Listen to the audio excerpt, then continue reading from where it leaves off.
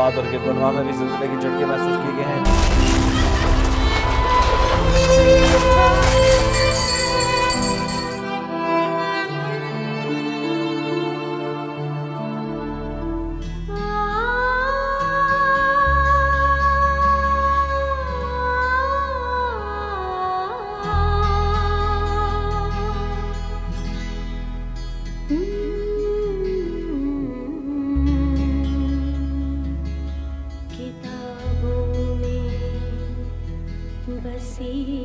खुशबू की मानिंद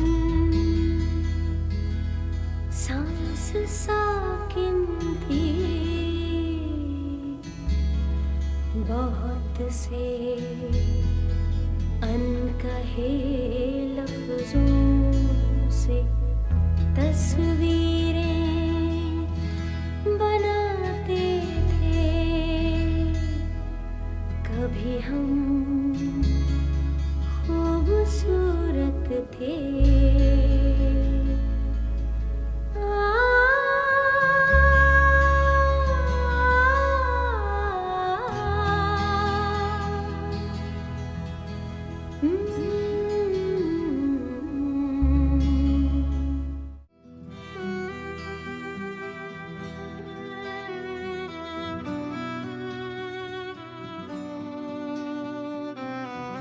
ज़लज़ले की तबाहकारियां मोहतात अंदाजे के मुताबिक 8 करोड़ इंसानों को मौत के घाट उतार चुकी हैं। मलबे के ढेर से हर बार एक सवाल बरामद हुआ, आखिर ये ज़लज़ले क्यों आते हैं?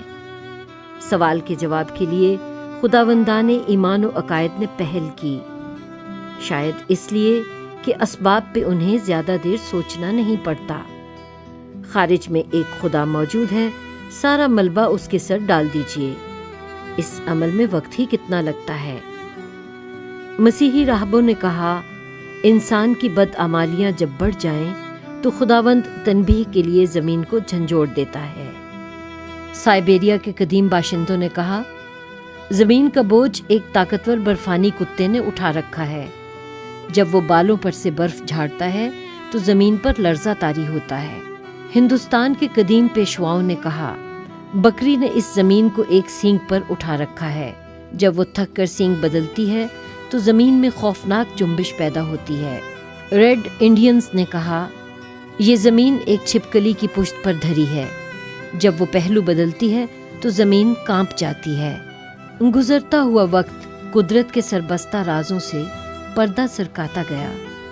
फिर साइंसी करिश्मा साजियों ने सभी कदीम तसव्वुरात को पामाल कर दिया। मगर कुरान पे ईमान रखने वाले पेशवा आज भी बर्बादियों का इल्ज़ाम एक मुसलमान के अमाल पे धरते हैं। फरमाते हैं, ज़लज़ले और सैलाब खुदा का अजाब है, और ये कि इंसान पर जो मुसीबत आती है वो उसके अपने हाथों उसे पहुंचती है। अगर ऐसा है तो चलिए कुरान से पूछकर देखते हैं। 23वें पारे की दूसरी सूरत में खुदा का कहना ये है, हज़रत यूनुस अलैहिस्सलाम अपनी कौम से मायूस होकर इलाका छोड़ गए तो खुदावंद ने कौम पर से आता हुआ अजाब टाल दिया। क्यों? क्योंकि अलूही ज़ाब्तों में अजाब तभी आता है जब कोई पैगंबर खुदा की तरफ से हुज्जत पूरी कर दे। हज़रत यूनुस इलाका छोड़ गए तो हुज्जत का साया उठ गया। अब कौम पर अजाब क्या आता, उल्टा खुदा ने हज़रत यूनुस की सरजनिश की। सवाल ये है कि अब जब अतमाम हुज्जत के लिए खुदा का कोई पैगंबर ही नहीं तो फिर अजाब कैसे आ सकता है? और फिर नबी मेहरबान के इस फरमान आलीशान का क्या मतलब है कि मेरी उम्मत पर पिछली उम्मतों की तरह अजाब नहीं आएगा। ये नया ज़माना है, इसके रागो साज अलग हैं। जो सवाल ममनू थे उन्हें इल्म के नए धारे ने महफूज रास्ता दिया है। दानिश्वर का सवाल तो रखिए एक तरफ, किसी दूर उफ्तादा इलाके के मफलूकुल हाल के सवाल पे कान धरिए। वो सियासी अशराफिया और खुदाई एस्टेब्लिशमेंट से पूछता है, मुझसे तालीम के मौके आपने छीने, सेहत की हर सहूलत मुझ पे हराम आपने की, मेरे हिस्से का रिज्क आप मिल बांट के खा गए, मेरे बच्चों के मुंह से निवाला आपने छीना, मेरे सर पर से छत आपने उड़ा दी। खुद बतलाइए कि अजाब की कोई हकीकत अगर बाकी है तो इसका कोड़ा किस पर बरसना चाहिए? مجھ پہ کہ آپ پہ؟ عذاب کی بے راہ روی تو دیکھیے کہ جب بھی آتا ہے سب سے پہلے میرے گھروندے کو رونتا ہوا نکل جاتا ہے، پلک جھپکتے میں میرے رشتے نگل لیتا ہے، آپ کو ہوا دے کر بھی نہیں گزرتا، آپ میرے خون پسینے سے کھڑے ہونے والے محل میں سلامت رہ جاتے ہیں۔ آخر کیوں؟ صرف اس لیے کہ دنیا کو بتا سکیں کہ میری ماں اپنے اعمال کے سبب ملبے تلے دب گئی، میرے گھر کو میری سیاہ کاریاں بہا لے گئیں۔ کیسی بدعمالیاں اور کیسی سیاہ کاریاں! ہم تو گناہ خریدنے کی سکت بھی نہیں رکھتے صاحب، ہمارے دستیاب گناہوں میں کیا واقعی اتنی بجلی ہوتی ہے کہ وہ نشیمن کو جلا کر خاکستر کر دے؟ قدرت کا نظام کیا اس قدر غیر منصفانہ ہے کہ آپ کے حصے کا عذاب بھی مجھے ہی سہنا پڑے؟ جواب تو ایک مفلوق الحال کے سوال کا بھی نہیں، مگر دانشور ایک اور سوال کو لے کر سرگرفتہ ہے۔ سرگرفتہ اس لیے کہ ستاروں سے آگے کی دنیا سے ہو آنے والا انسان گواہی دے رہا ہے کہ زلزلے تو چاند اور مریخ پر بھی آتے ہیں۔ کیا کیجیے؟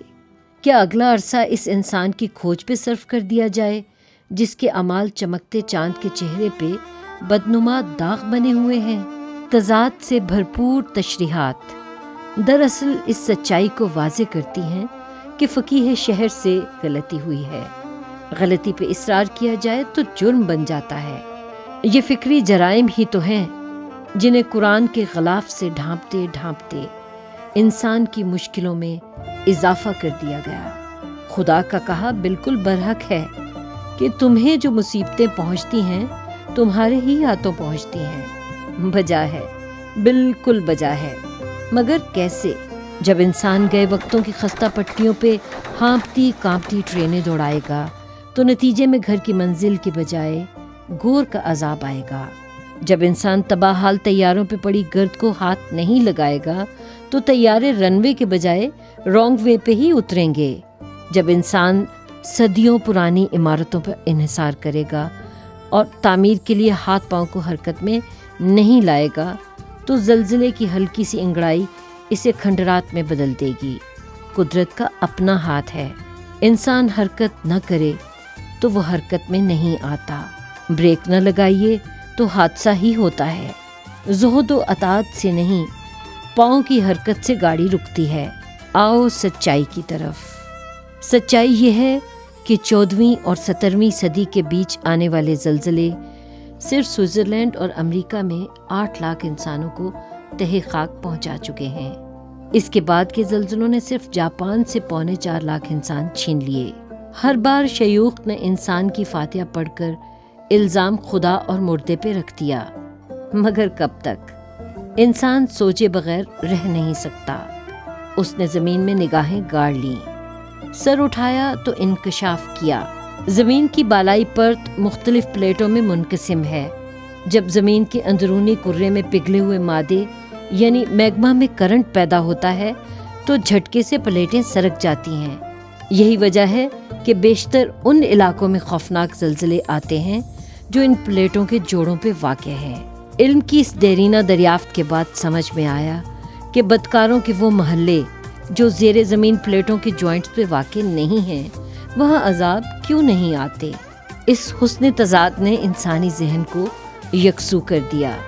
جاپان کا باشندہ منصوبہ بندی پہ آمادہ ہو گیا، حکمت عملی کے لیے ہاتھ بڑھائے، خدا پہ الزام دھرنے کے بجائے اپنی منصوبہ بندی پہ شک کیا، تعمیرات کی سائنس پھر سے ترتیب دی۔ زلزلے نہ سہی، عذاب تو روکا جائے۔ وہ دن ہے اور آج کا دن ہے۔ جاپان میں زلزلے تو بہت آئے، عذاب پھر نہیں آیا۔ بہتر پاکستان کا ظہور منصوبہ بندیوں کے پردوں سے ہو سکتا ہے۔ ہم نے خدا پہ الزام دھرنے کی روش ترک نہ کی تو ہر بار زلزلے کے ساتھ عذاب چلا آئے گا۔ یہ روش ترک کر کے عقل کو زحمت دی تو زلزلے گاہے گاہے آتے رہیں گے مگر عذاب ٹل جائے گا۔